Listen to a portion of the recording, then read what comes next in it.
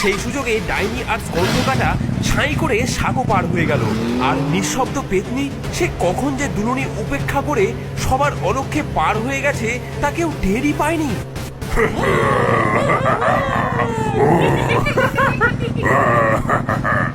ভাঙা জমিদার বাড়ি আর মাত্র কয়েকশো হাত দূরে, ফিনিশ লাইন দেখা যাচ্ছে।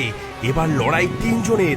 নিঃশব্দে সবার আগে চলেছে পেতনি, আর পেছনে গর্জন করতে করতে চলেছে স্কন্ধকাটা, আর তার একটু পেছনেই নোলক ডাইনি। পেতনি, পেতনি, আজ তোর ফিসফিসানি বন্ধ হবে। আমার কঙ্কাল কিং তোকে আজ হারিয়েই ছাড়বে।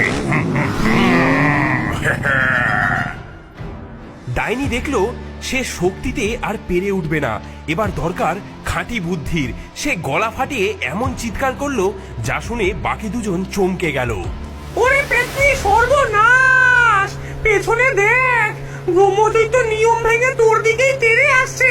তুই নাকি দৈত্যদের মাঠে শর্টকাট নিয়েছিস। পেতনি ভূত হলেও ভারী নিয়মনিষ্ঠ। অন্যায়ের অপবাদ সে সহ্য করতে পারে না। কি অসম্ভব! আমি কোনো নিয়ম ভাঙিনি। সে সত্যি সত্যি পেছনে তাকাতেই তার মনোযোগ নড়ে গেল আর বাইকের গতি কমে গেল। সেই সুযোগে স্কন্ধকাটা তাকে টপকে গেল, কিন্তু ডাইনির চাল তখনও বাকি ছিল।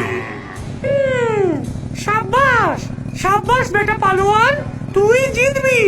আরে তোর মাথাটা খুশিতে কেমন চকচক করছে, একবার দেখ। জয়ের আলোয় তোর চোখ দুটো যেন হীরের মতো জল জল করছে রে। হ্যাঁ, কই কই দেখি দেখি, সত্যি বলছিস? হ্যাঁ। সে আনন্দে আত্মহারা হয়ে তার বাইকে রাখা মাথাটাকে উঁচু করে দু হাতে ধরে দেখতে লাগলো।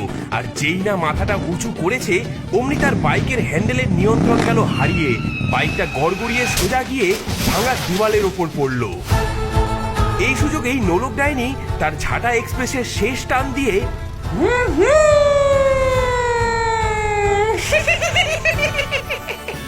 এক বিজয়ের হাসি হেসে সবার আগে জমিদার বাড়ির মাথায় রাখা ফিনিশিং লাইনের লাল ফিতেটা ছিঁড়ে ফেলল। ব্রহ্মদৈত্য বিজয়ী নোলক ডাইনির হাতে জোনাকি পোকার আলোর বোতল তুলে দিলেন। হে হে হে, আমি রাতের রানী। শক্তি দিয়ে সব হয় না, বুদ্ধি যার মুলুক তার। নিজের বোকামির জন্যই আজ আমি হেরে গেলাম। বেইমানি, বেইমানি, সব সব চালাকি। ওই ডাইনি একটা ধরিবাজ। দাঁড়া, পরের রেসে তোকে আমি দেখে নেব। হ্যাঁ। ঠিক তখনই ডোবার দিক থেকে হেঁটে হেঁটে এলো মেছো ভূত। তার মুখে তখনও পুঁটি মাছের লেজ লেগে আছে। কি রে, তোরা এখানে? রেস শেষ নাকি? কে জিতলো রে? যাকে কে জিতলো তাতে কি? তোরা খাবি নাকি দুটো পুঁটি মাছ ভাজা? দারুণ স্বাদ।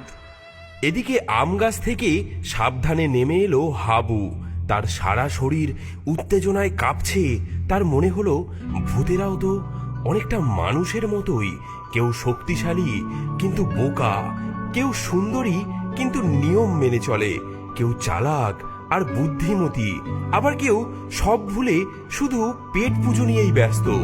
সে হাসবে না ভয় পাবে বুঝতেই পারছিল না, কিন্তু একটা জিনিস সে বুঝেছিল, এই রাতের অভিজ্ঞতা সে জীবনেও ভুলবে না। আর পরের অমাবস্যার রাতের জন্য তাকে আবার অধীর আগ্রহে অপেক্ষা করতে হবে।